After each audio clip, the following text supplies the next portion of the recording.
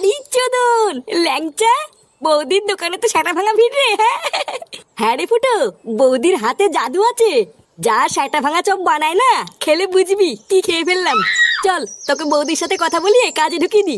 হ্যাঁ বাড়া হ্যাঁ, চল চল চল।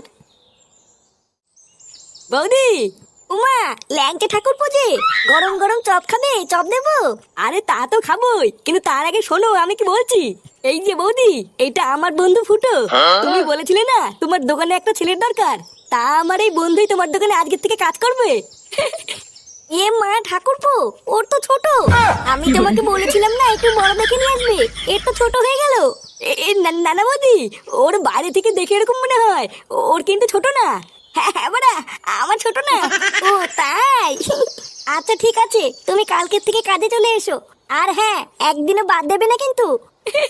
নানা বৌদি, বাদ দেবো কেন? তুমি দোকান না খুললেও আমি চলে আসবো।